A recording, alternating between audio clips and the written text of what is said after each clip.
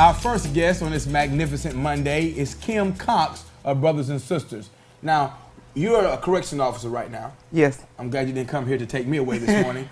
And you're working on starting a nonprofit organization. Yes. All right. What did being a correctional officer, how did that lead you to want to start something for young people?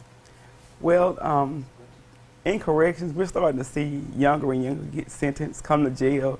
And because they're in there and they're sitting with on court dates, we hear their stories.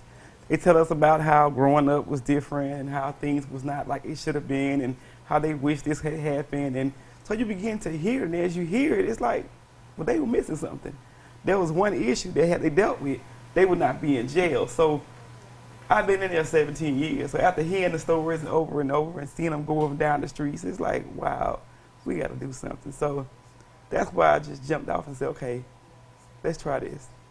And what is Brothers and Sisters? Give us a little bit about that. You're in the process right now of getting your 501c3. Yes. So what are we going to see? What is this organization going to do? You're going to see a lot of things. The biggest thing you're going to see is dealing with juveniles who've just got in trouble.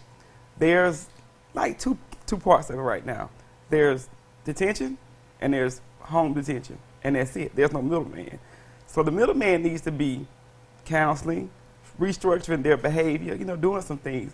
And then they can go to Lakeview, they can go to some kind of counseling, but after that, what are you doing with them?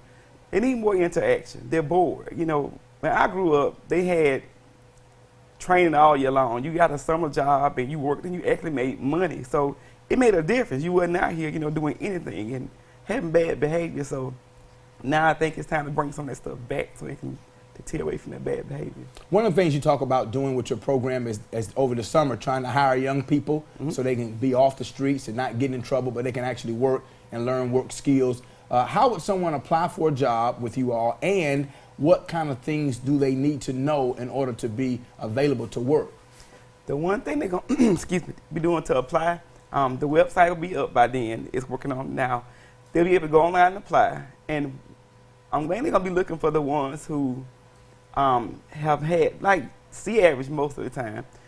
And my biggest focus is the ones who are in a program, about to get sent off to a program, because I want to catch them now, not after they get to me up in the jail.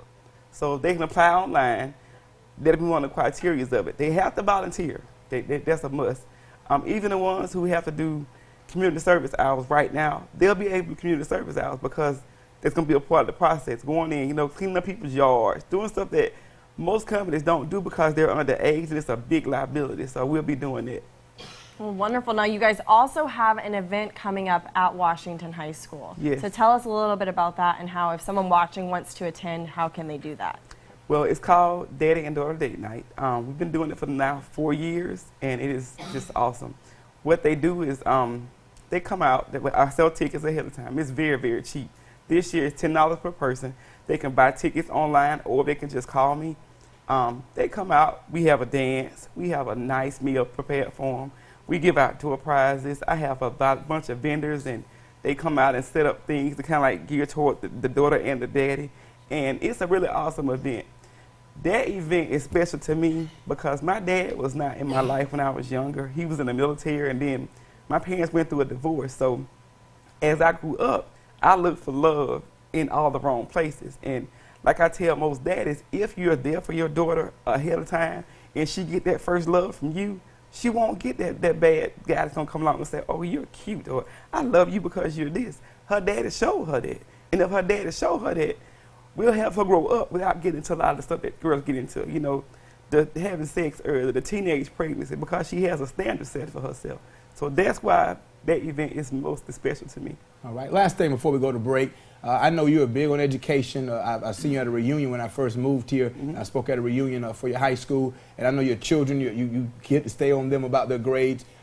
Tell me, how in the world did you go from making those bad decisions to now you're a correction officer, so you're obviously adding to the community, and you're having programs like this? How can a young person change and make better decisions to become someone like you that's helping society? Well, I will tell you this. Don't let your society limit who you are. I grew up, again, parents divorced. My mom was on crack for a long time. So people would always tell me, you're going to be just like your people. No. I got in trouble one time when I was younger, and I looked at myself and I was like, you know what? I ain't got to follow my mama's footsteps. I could be better than that. And that's what I did. I have made it to the Escambia. I went to Escambia also. And she told me, she said, you can go to college. And I was like, no, I can't. I don't have good grades. Well, they don't stress to you just because you don't have A's and B's, you can't go to college. That's what they stress to you in school. So I did go to college. I got my 4-year degree. And once I got it, I was like, okay, what do I want to do? Well, my biggest thing at the time was I thought I had the baddest hands. So where can you go in and get paid for fighting? Correct. Unfortunately, but fortunately.